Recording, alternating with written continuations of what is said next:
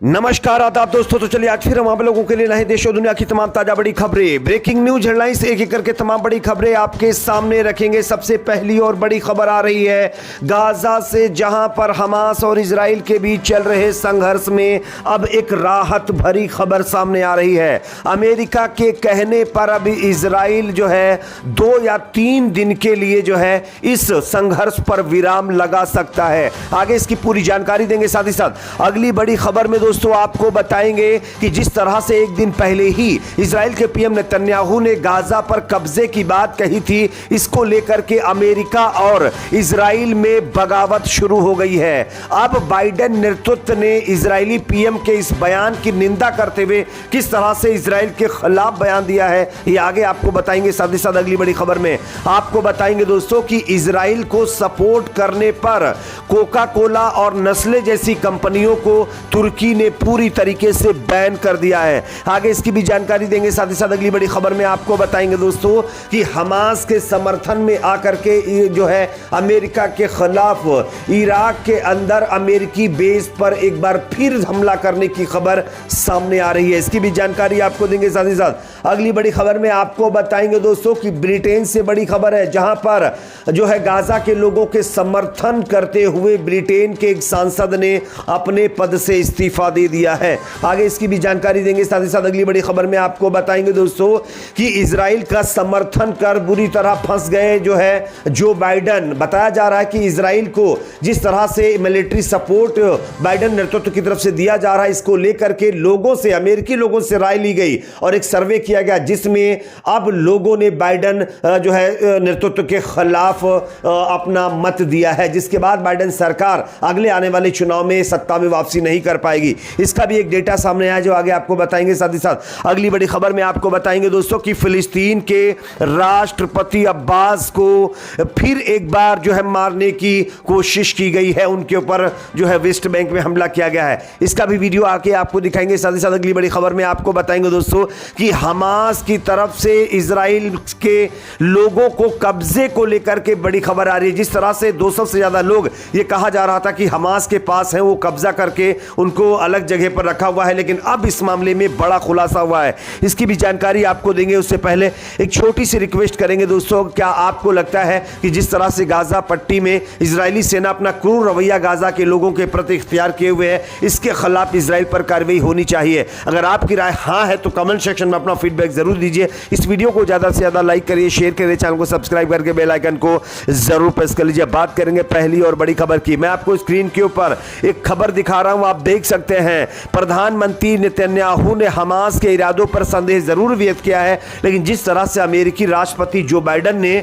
10 से 15 बंधकों की रिहाई सुनिश्चित करने के लिए गाजा में 3 दिवसीय जो संघर्ष विराम का आग्रह किया था, इस पर अब इजराइल राजी होता हुआ दिखाई दे रहा है। इजराइल की तरफ से यह कहा गया है कि उनको हमास के ऊपर संदेह है कि वो इन 10-15 बंधकों को नहीं छोड़ेगा, लेकिन अमेरिका का कहना है कि आप 3 दिन का युद्ध विराम करिए, आगे हम सब संभाल लेंगे। और आने वाले दिनों में गाजा के अंदर 2 या 3 दिन तक यह संग्राम रुक सकता है, संघर्ष रुक सकता है, जिसमें गाजा के लोगों की बड़ी राहत मिल सकती है और जो मानवीय सहायता गाजा में पहुंचनी है वो भी पहुंच सकती है। बात करेंगे अगली खबर की दोस्तों, जो कि सामने आ रही है। यहां पर इजराइल के पीएम बेंजामिन नेतन्याहू ने जिस तरह से एक दिन पहले यह बयान दिया था कि गाजा से हमास को मिटाकर वो खुद उस पर कब्जा करेंगे, इसके खिलाफ अब अमेरिका ने इजराइल को लताड़ लगाई है। आप इस खबर को देख सकते हैं। अमेरिकी राष्ट्रपति जो बाइडेन का मानना है कि इजरायली बलों को गाजा पर फिर से कब्जा नहीं करना चाहिए और यह उनके लिए अच्छा नहीं होगा।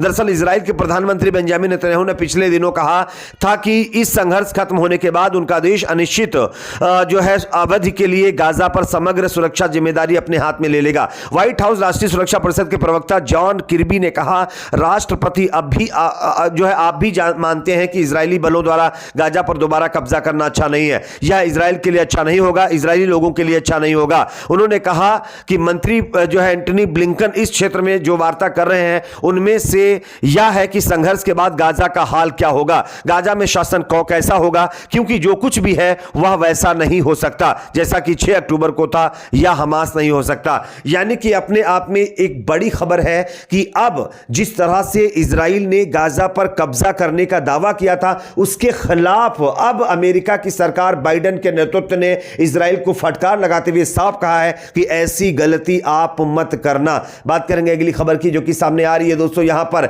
इजराइल का सपोर्ट करने पर कोका कोला और नेस्ले जैसी कंपनियों पर तुर्की ने बैन लगा दिया है। आप इस खबर को देख सकते हैं दोस्तों।